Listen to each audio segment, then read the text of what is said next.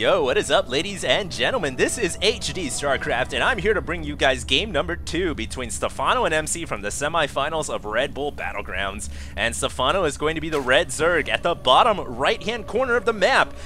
Over at the top left, all the way yonder, is going to be SKMC, confidently taking the first game of this set with one of the best executed 7 gates I've seen in a while. It actually was a very fast 7 gate because, thinking back, he didn't bother getting gas for anything other than warp gate technology. If you think about it, he did not get gas for +1 weapons. He really didn't have sentries at all. And it was just a straight-up attack with Zealots and Stalkers.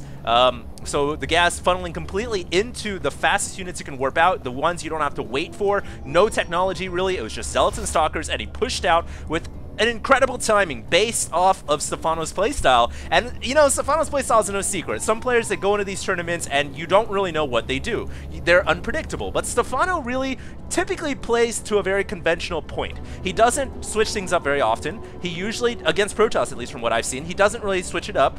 He can go all in from time to time, but most of the time his strategy is going to be 3-hatch, macro, roach, mass roaches, and his late game strat, Ling Roach Infestor into Broodlords. So MC really doesn't want to face off against that combination in the late game, and you can't really blame him. He goes for the 7 gate, executes it perfectly, and he crushes Stephano. Now, having that knowledge in hand, we'll see if Stephano switches up a little bit. Will he go for the same strategy? Obviously, that mass roach style, or that the mass 7 gate attack style, you need to scout it out. Maybe this time if Stephano does go for the macro with the 3 hatcheries and the roaches, he needs to send that Overlord in around that timing mark, that 1-minute window where you can scout the 7 gate.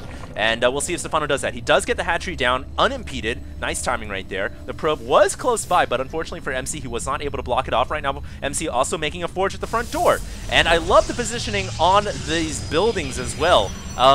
If you back it up a little bit, you can actually seal it off like this in a exterior. I guess it's kind of like a reverse concave or a convex. That would be the right terminology. And you might think, well, you know, it gives the enemy units more surface area, but it can also work very well for MC because he can also push the buildings forward and then get the gateway down like that. And by doing this, you also don't have to fully wall off the gaps. And most Protoss these days don't really fully wall off anymore because it's so difficult to kill your own building, you know? It's like, oh, I gotta kill my own cybernetics core just to get out of the base. Well, that sucks, you know? So a lot of Protoss is now just kind of sealing off with a Zealot at the choke, and pretty much that is good enough, you know? If you're a good enough Protoss player, you can just force field it in case of any enemy attacks. Right now, we do have Stephano going for hatcheries. He has another one coming up. That probe did not scout it, I believe. And nope, I got the wrong unit. There it is. No, he did not scout it, but you know, MC should be able to, you know, he's gonna get that probe at a little juke right here. He jukes the circle, and he's gonna go right back on the scouting mission. Nice job. I was gonna say, you know, MC should be able to deduce that Stephano will have another hatchery coming up, but you always got to confirm. You have to confirm at this high level, because if you don't, then that's when a player can try to switch things up on you, and you think, oh, he's macroing, but then all of a sudden a billion units are knocking at your front door, and the swarm is here. So as a Protoss, you have to be very careful about that, and he sends a probe in. He will confirm the scout. Very nicely done. And it's just these little things, the little intricacies that help propel you to the next level in StarCraft 2. Forge now researching +1 weapons, so we do have a switch up this time. The gas will be funneled into the upgrades. I highly doubt that MC will do the same strategy again. Obviously already it's not the same strategy because he's researching +1 weapons, but you know, I highly doubt he's going to go for a 7 gate or an 8 gate timing attack, because now that he's getting +1, it does slow things down a little bit. And secondly, I don't think Stephano will fall for the same thing twice. In fact, he's got Overlords in position, one on the left, one on the right. He can send in a double Overlord scout. You know, he could send this one into this trajectory and then jut it upwards. He can send this one right over to the left, and he can get a full scout off at the right time. And I don't know. We'll see if MC does do it. No, he's not. He's going to go for a Stargate. And I wonder if the positioning on that Stargate is actually hidden. Should a Zergling run up to the ramp, you know, I'd imagine the Stargate would be scouted. But having said that, this is also the best position you can put a building in order to eliminate the possibility of an Overlord scouting it. So it might be open on the ground scout, but not in the air scout. And I think that's what MC's kind of putting his hopes on. He's pinning it on that Stargate not being detected. And an early Void Ray here can be pretty effective against the Zerg.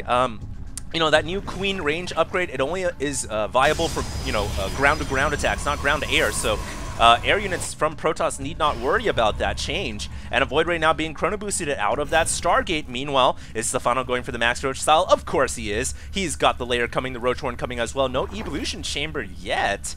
And usually he gets that Evolution. There it is. So there's Evolution Chamber. Usually he gets Evo Chamber at the same time as the Roach Horn. So a little bit of a change in his build, I guess. And it shouldn't matter too much because he should have the Evo Chamber in time to build Spore Crawlers regardless. As the Chamber, really, the build time on that is pretty much inconsequential at this point. And the Zerglings here getting possibly a surround. No, there's no Zergling speed. Stalker is actually able to keep away from Zerglings as long as they don't have speed. And they get the head jump. And now MC needs to be careful, brings in a couple of Zealots down to the ground, and should be able to keep the Zerglings away, more importantly, preventing the scout on that Stargate. And you know what? MC has not sent his first Void Ray out to go Overlord hunting. So what he's banking on here is a surprise attack from the Stargate, and he's going to hope to do a lot of damage here. Now, it's only one Void Ray, but he's going to have 4 Phoenix to back it up. Now he's going to actually send it out, 3 Phoenix. He's going to send it out now. You know, there's always a point in time where waiting too long is actually painful. It hurts more, so he's going to send it out now. It is scouted by the Zerglings on the ground. Looks like we had a huge freeze as Day9 says, okay, now go. By the way, this was casted live, of course, and I'm just recasting games if you guys haven't seen it. Day9 was the caster live, I think. And we'll see what happens here. MC coming in with the Phoenix. Kills off an Overlord, but he has a Void Ray coming as well. And he's got to wait for that Void Ray. That's really his most, you know, its most powerful unit right now on the field. Queen being sent immediately on the Void Ray, and the Zerglings completely cleaning up the ground units. Man, that ground attack from MC pretty much getting squashed, but now Stephano does not have any way to deal with the air. The Queens cannot come off the creep. You know, if you ever played, I don't know, Chinese chess, you know, they cannot go out of their little home. The king cannot leave the home, and I guess the equivalent for chess would be the pawns. Well, I guess all units can move all across the board in Chinese chess, so that's a bad analogy. But for all of you guys who know Chinese chess, you know what I'm talking about. And the Queen basically cannot move off the creep is what I'm trying to say. And now Stephano, though, doesn't care. He's just going to make an all-out attack with these Roaches and Zerglings. But it is scouted by the Phoenix. And all MC has to do right now is just make some sentries. Should be okay. Brings the Void Ray, and Phoenix is back. Queen gets annihilated. And Stephano tucks tail inside his legs and runs away. Cannot do anything about this. Has to get a Spire up, or an Infestation Pit, or a Hydra Den. I actually don't really like Hydras when there's already Phoenixes like this on the field. It's pretty bad. It's hard to get Hydras out. They're very slow and immobile. But Infestors can work very well. So can Mutacorruptor. But I think Stephano's going to go for the Infestor route. It makes sense. He likes Sling Roach Infestor, also getting the hatchery down. Overall, what kind of damage was done by this build, and was it cost-effective for MC? I don't know. I feel like it's pretty close so far. MC hasn't lost his air units, that's important, but he hasn't really killed off anything huge either.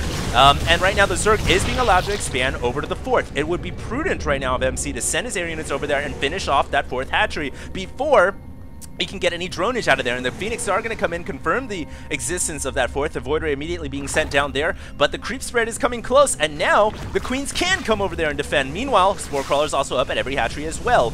Spore Crawler coming down from the 3rd to join the 4th, and I think that this hatchery should be saved. I mean, I'm surprised he's not sending his Queens over. How many Queens does he have? He's got 4 Queens. Okay, so maybe not enough because of all the Phoenixes up in the air. But that Spore Crawler is rooted down. The battle of anti-air to ground. And it looks like Void Ray going to win because of the charge, obviously.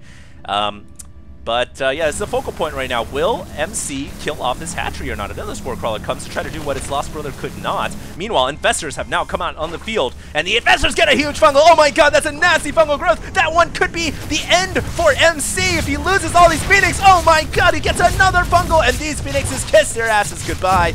Like paper airplanes, man. That's literally what they are, and they're all going to go down, and that's the risk you run when you go air against Zerg. Infestors are so damn good with fungal growth. The chain fungal can keep those air units locked down, and they can dispatch them very easily. MC is in a lot of trouble after losing all of his Phoenix. Now has to revert to a more traditional ground army, but you know, I don't know if that air strategy really paid off for him. He didn't kill off a hatchery, he didn't kill off anything massive, and now he's forced, I guess, into making this ground attack, but I don't know if this is the right strategy. There's a lot of infestors out here. Maybe he's hoping to hit this timing window while the infestors just spat out all their fungal growth, and they're trying to regenerate right now. If you guys look, none of the infestors, only a couple of fungal growths are ready to go.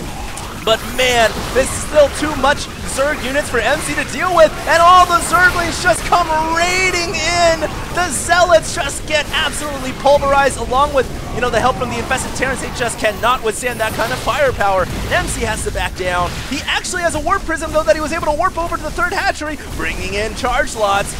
And will it be enough? Actually, even has DTs in the mix as well. Overseer trying to desperately warp it. Now, if MC can kill off this hatchery, it might be worth it. There are no queens inbound, and the hatchery falls. MC gets the hatchery down, but, oh man, you know, at least he got that victory, but in the long-term run, he doesn't have Colossus out yet. He's still woefully behind an army. I mean, he pretty much threw everything he had to kill off this hatchery. The battle to the west was lost. The battle to the east, okay, I'll give him that one. But the battle to the west was lost, and he threw away so much. You know, his air expenditure, his gas expenditure into his air units early game did not pan out as expected. And because of that, he doesn't have Colossus. He does not have Colossus on the field yet. He's trying to get them out right now with extended thermal lance, but the Colossus count is very far behind. And at this point in the game, you need a lot of Colossus as Protoss to hold off this kind of Zerg threat. In fact, you know, without Colossus, Stephano doesn't even need Broodlords yet. He doesn't need to get to Hive Tech. He could just smash his way through and do a ton of damage. Thankfully, though, MC has a very, very good terrain here. On this map, you can hold on the high ground for days and days and days. And I think MC has that going for him. He also has a Warp Prism here that he just deployed more units into. That's the kind of neat little nifty trick that Warp Prisms can do. If, you know, unlike dropships, you don't have to go back home and pick up units. You can just warp them in and send them in right away. And MC gonna try to finish off this hatchery one more time. If he can get it, good for him. He might actually get the Evolution Chamber. No, he will not. Warping in more units, though, is not going to back down. Has DTs in the mix as well, but is there an Overseer? No, I don't see anyone. But there is one coming in right now, and it doesn't really matter as the ground units completely get pulverized again. Stephano has Fungal, which does reveal cloaked units as well. The Warp Prism goes down, and Stephano in an absolutely dominating fashion of this game. He's exhibiting those traits right now, and I don't really know if MC can win. You know, he's trying to make another attack right now, but you know, one thing he's got going for him, I will say he's got +3 weapons. This is going to be the final battle. MC down by only 50 supply, not too bad, but you know, it would be wise for him to wait for his army to max out, I think. That would be what I would do if I was Protoss right now. He does have a fleet beacon down. He can get a mothership out, but he just doesn't have the time to get mothership. I guess he's just gonna go in right now. Stalker's in a very good position to deal off with the Corruptors, but there are so many Corruptors. Oh man, this is just gonna be a Zerg slaughter of the Protoss, and MC gets overrun. Oh wow, Stephano showing what he's got, and he totally took control of that army, completely dominated it. And this is going to be a very nice victory for Stephano, a good morale booster after losing the first game to MC, which means the series will now be tied up, short of a miracle, which I don't think will happen. MC is pretty much out of it now, doesn't have enough Colossus, doesn't have enough anything really. Now Stephano probably just going to shove his way to victory. Of course, this map featuring very good defensive positions for the defending player, obviously. So MC maybe can hold for a little bit longer. I don't know. We'll see. Zerg units now going to flood through the left. The Zerglings have been allowed through the hot gates. And the Colossus will fall. Zerglings, are they on crack? It doesn't matter. The GG has been called, but let me confirm anyways. No, they were not. And GG calls MC.